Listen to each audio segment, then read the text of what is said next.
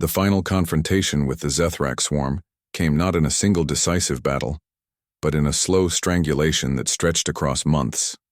Every time the swarm moved to consume resources, they found empty worlds. Every time they tried to follow supply chains, the routes had already shifted.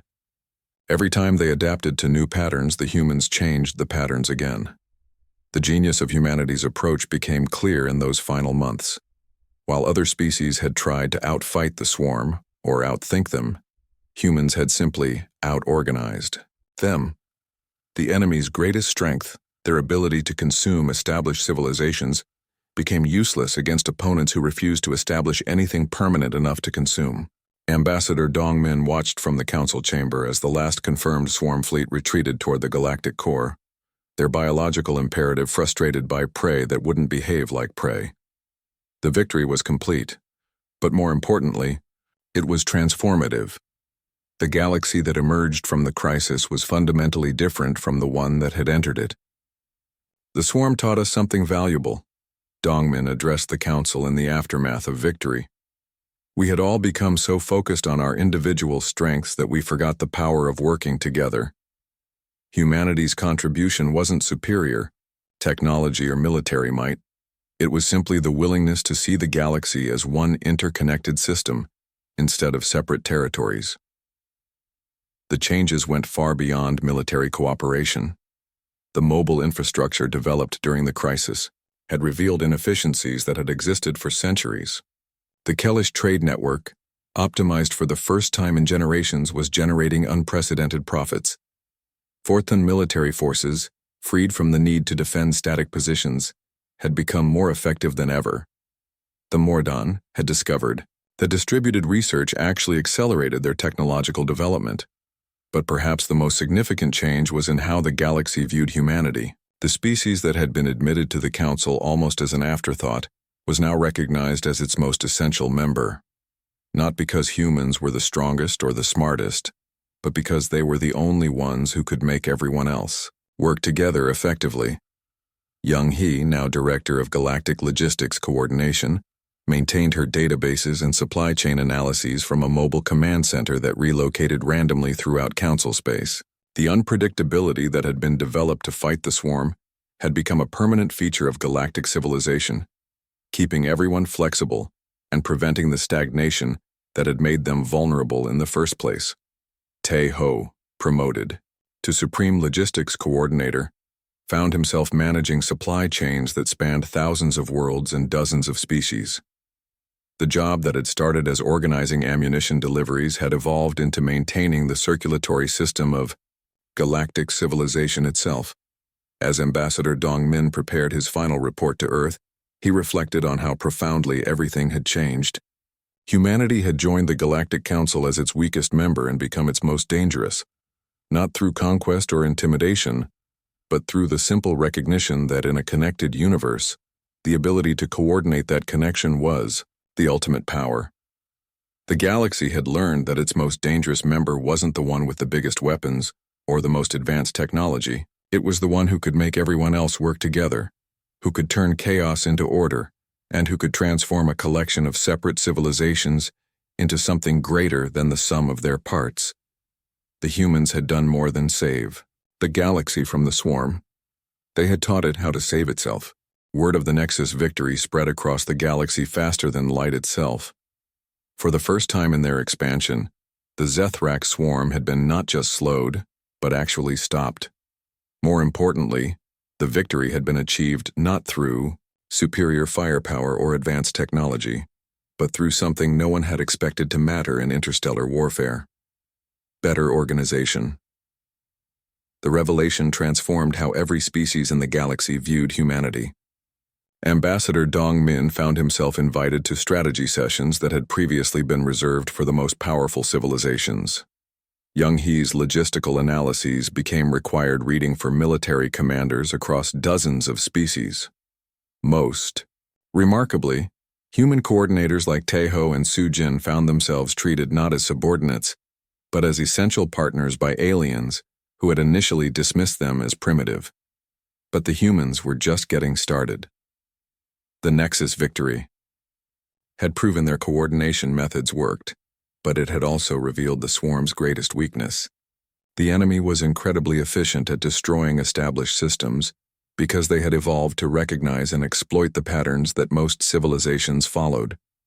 However, they were completely unprepared for the chaotic flexibility that humans brought to logistics. Commander Minho, Earth's senior military strategist, proposed something that sounded insane to traditional military thinking. Instead of trying to protect existing infrastructure, humanity would help the galaxy's civilizations become nomadic. Entire manufacturing operations would be designed to pack up and move within hours. Supply chains would be deliberately randomized to prevent pattern recognition. Most radically, civilian populations would be trained in rapid evacuation and relocation procedures. The swarm expects us to defend static targets, Minho explained to a gathering of the galaxy's top military leaders. They've evolved to consume civilizations that build permanent infrastructure and defend fixed positions. But what if we don't give them anything permanent to attack? The Kalish representative raised an obvious objection. Our entire economy depends on stable trade routes and established commercial relationships. You're asking us to abandon everything that makes our civilization profitable. Young He stepped forward with her datapad displaying economic projections. Actually, our models show that a mobile economy could be more profitable than static trade routes. The swarm forces us to abandon inefficient practices and find better ways to move resources. Some of your trade routes haven't been optimized in centuries because they didn't need to be. The evidence was compelling, but the cultural challenge was enormous. The Vorthans had built their identity around defending their homeworld. The Mordan had spent millennia creating hidden strongholds filled with irreplaceable technology. The idea of abandoning these foundations of their civilizations felt like cultural suicide. But species after species began to realize they had no choice. The swarm's advance had slowed after the Nexus battle, but it hadn't stopped. Traditional defensive strategies had failed everywhere else. The only successful resistance had come from embracing human logistics methods that turned entire civilizations into moving targets, too unpredictable for the enemy to track. The transformation was remarkable to watch. Proud Vorthon warriors learned to pack military equipment for rapid deployment. Kalish merchants discovered that mobile trading posts could actually reach markets that had been impossible to serve with fixed routes. Mordan scientists found that distributing their research across multiple temporary facilities made their work more secure, not less. But the real breakthrough came when Hyejin, a human xenobiologist, made a discovery that changed everything. She had been studying swarm biology from samples collected during the Nexus battle and found something that no one else had noticed. The swarm wasn't just following supply chains by choice, they were biologically programmed to do so. Their entire species had evolved to recognize and exploit the resource patterns created by sedentary civilizations. They can't adapt to truly random supply chains, she explained to a stunned council assembly. Their biology prevents it. They're like parasites that have specialized so completely for one type of host that they can't survive when that host changes behavior. The transformation began within hours of the council's reluctant agreement. Human logistics coordinators, who had been quietly studying galactic infrastructure for 3 years, activated emergency protocols that seemed to come from nowhere. Suddenly, Vorthon warships found themselves being resupplied by Kalish merchants using routes calculated by Mordan quantum computers, all orchestrated by humans who somehow made the impossible coordination look routine. Tai Ho, a young human, coordinator assigned to the Vorthon fleet, found himself face-to-face with Admiral Kekstar, a warrior whose species had been conquering worlds when humans were still discovering fire. The massive alien towered over him, every inch of his scaled hide marked with battle scars, his 4 arms each capable of crushing a human skull. "You expect me to trust battle plans made by someone who has never seen combat?" the Admiral demanded, his voice a threatening growl that made the deck plates vibrate. Tejo simply handed him a datapad showing fleet positions and supply schedules. "Admiral, with respect, I don't make battle plans. I make sure you have ammunition when you need it, fuel when you're running low, and reinforcements when your ships are damaged. You worry about fighting, I'll worry about everything else." The arrangement should have been insulting to a proud Vorthon warrior, But within days, Admiral Kekstar realized something remarkable was happening. His fleet was operating at efficiency, levels he had never seen before. Ships that should have been stranded without fuel found tankers waiting at precise coordinates. Damaged vessels received replacement parts that had been manufactured and shipped before the battle even ended. Most importantly, his warriors could focus entirely on combat, because someone else was handling the thousands of details that kept a fleet operational. Similar scenes played out across the galaxy. Kellish merchants who had spent generations protecting trade secrets found themselves sharing routes and cargo manifests with human coordinators who somehow made their entire network more profitable, not less. Modern scientists discovered that human logistics experts could obtain rare materials faster and more reliably than their own systems. But the real test came when the swarm struck at the Nexus worlds, a cluster of systems that served as the manufacturing heart of 3 different civilizations. Previous attacks had always succeeded because the swarm could predict where defenders would concentrate their forces and how they would be supplied. This time, something unprecedented happened. Su Jin, the human coordinator for the Nexus defense, had spent weeks studying the swarm's attack patterns. She realized that while the enemy was brilliant at disrupting known supply chains, they had no experience dealing with completely improvised logistics networks. Her plan was to create supply routes that didn't exist until the moment they were needed. As the swarm approached the Nexus worlds, they encountered something that had never happened before in their centuries of expansion. Every time they moved to cut a supply line, they found it had already shifted to a different route. Every time they targeted a manufacturing center, they discovered it had been evacuated, and production moved to temporary facilities they couldn't locate. The defenders seemed to anticipate every move, not through superior intelligence but through superior adaptability. The battle raged for weeks, but for the first time since the swarm had emerged, they failed to achieve their objectives. They had consumed resources and destroyed infrastructure, but the core industrial capacity of the Nexus worlds had survived intact, scattered across dozens of hidden facilities and connected by supply chains that existed only in the minds of human coordinators. What the Council didn't realize was that young He had been doing more than just taking notes during those 3 years of quiet observation. She had been building the most comprehensive database of galactic logistics, resource flows, and supply chains ever assembled. Every shipping route, every manufacturing center, every agricultural world, every fuel depot, all connected in a vast web of interdependence that no single species had ever bothered to map completely. When the Zethrak swarm first appeared, Young He's analysis revealed something that had escaped every military strategist in the galaxy. The swarm wasn't just consuming resources randomly. They were following the exact same supply chains that kept galactic civilization functioning.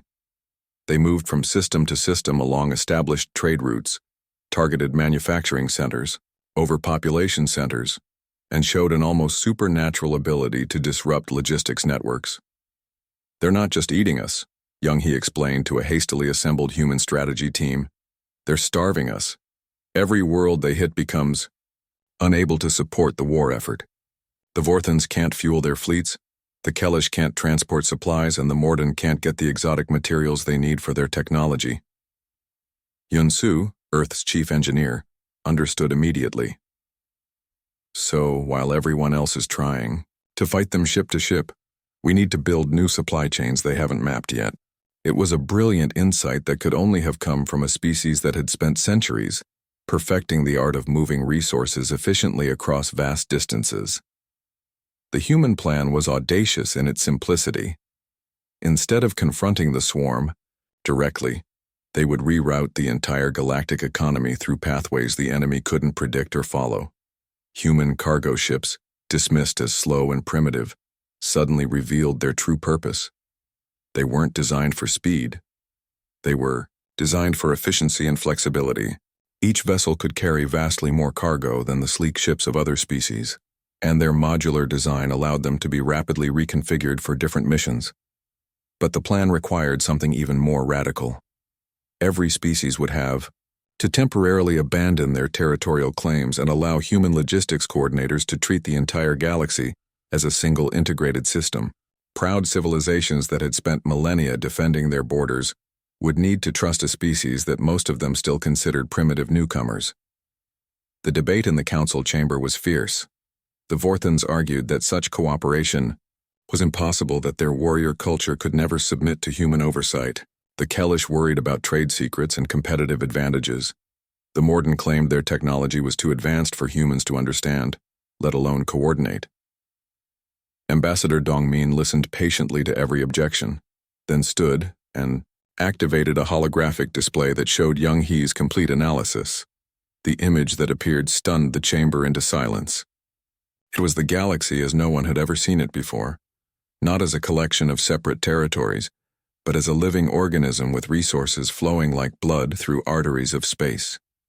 This is how the swarm sees us, Dongmin explained quietly. Not as individual civilizations to conquer, but as a single target to consume. If we want to survive, we need to think like them. We need to become one people, at least temporarily. The big meeting hall was full of strange sounds and lights. The Galactic Council chamber was huge and filled with beings from 1,000 different worlds. Each species looked different. Some had scales, some had fur, some looked like walking crystals. Ambassador Dongmin from Earth sat in a small corner with his team. He was quiet and watched everything carefully. His assistant Young He wrote down every word that the important aliens said. The humans had been part of the Galactic Council for 3 years now. But nobody really cared about them. Earth people were boring. They never started fights. They never wanted to take over other worlds. They never made threats. The other aliens had amazing things. The Vorthon Empire had giant warships that could destroy whole planets. The Kellish people controlled trade routes across half the galaxy. The old Morden species had machines that could bend time itself, but humans seemed to only be good at farming, making simple things and moving stuff. Around they called it logistics, but most aliens thought it was just boring work. Many aliens wondered why humans were even allowed in the council. Earth had no special metals or rare stones. Human weapons were weak and old-fashioned. Human spaceships were slow and ugly compared to the beautiful fast ships other species made. Human soldiers seemed more interested in carrying supplies than fighting wars. Most council members thought humans got in by mistake, or maybe someone felt sorry for them. But Jinwu was different. He was Earth's military advisor, and he watched everything very carefully. He saw things that others missed. He noticed that the mighty Vorthon Empire had trouble getting fuel and food to their war fleets. He saw that the rich, Kellish traders created huge traffic jams at important space routes. He watched the super-smart Morden struggle to find the special materials they needed for their amazing technology. Every alien species was really good at one thing, but they were bad at everything else. They were like experts who forgot how to do basic things. Right now, the galaxy had a big problem. The Zethrak swarm had come from the center of the galaxy. These creatures were not trying to make friends or trade. They just wanted to eat everything and make more of themselves. They were like space locusts that never stopped eating. The normal way to fight enemies was to blow up their ships and kill their soldiers, but the swarm just made new ships, and new soldiers faster than anyone could destroy them. The powerful Vorthon war fleets were running away. The Kellish trade empire was falling apart. Even the mysterious Mordan had hidden in their secret bases. Every day, more alien species came to the council with bad news. Their worlds were being eaten. Their people were running away, their armies were losing. The council chamber was full of fear and anger. Species that had been enemies for thousands of years were now asking each other for help. But nobody knew what to do. The swarm was too big, too fast, and too hungry. Ambassador Dongmin listened to all the bad news for weeks. He took notes and asked Young He to write down everything. The other ambassadors barely noticed the quiet humans sitting in their corner. Most aliens thought humans were too weak and stupid to help with such a big problem. Some even whispered that Earth should just surrender now before the swarm found them. But then something unexpected happened. During the worst crisis meeting yet, when species after species reported terrible losses, Ambassador Dongmin stood up and asked to speak. The whole chamber went quiet. In 3 years, humans had never asked to talk during an emergency meeting. The council speaker was a being made of living crystal who spoke in musical tones. Even he seemed surprised, but he said, "Yes." Dongmin walked to the center of the huge chamber. His voice was calm and steady. He did not look scared, even though creatures that could destroy planets were staring at him. "Honored members," he said, "Earth wants to help coordinate relief efforts for all the refugees who are running from the swarm." The request was so simple, so human, that some aliens actually laughed out loud. Here, the galaxy was about to end, and the humans wanted to organize food delivery. It was exactly what everyone expected from the boring Earth people. They always worried about feeding people and moving supplies around while the real warriors planned battles. But Jinwoo smiled because he knew something the others did not. Young-hee had not just been taking notes for 3 years. She had been building something amazing. She had mapped every trade route, every supply line, every resource flow in the entire galaxy. She knew where every species got their food, their fuel, their weapons, and their materials. She had created the biggest, most detailed picture of how the galaxy really worked, and what she found was going to change everything. The aliens thought logistics was boring, but Jinwoo knew that in a war, logistics was everything. You could have the best weapons and the bravest soldiers, but if you ran out of bullets or fuel, you would lose. An army that could not eat, could not fight a fleet without fuel was just floating metal. And right now, every species in the galaxy was about to learn that the boring humans understood something that all their advanced technology had missed. The swarm was not just eating planets randomly. They were smart. They were following the same paths that carried food and supplies to every world in the galaxy. They were breaking the invisible connections that kept civilization alive. And the only species that really understood those connections was the one everyone thought was too boring to matter. As the council meeting ended and aliens went back to their ships to plan more failed battles, Dongmin looked at his team. They had work to do. The galaxy was about to discover that its most dangerous member was not the one with the biggest guns. It was the one who knew how to keep everyone else fed, armed, and moving. The quiet observers were about to become the most important people in the galaxy.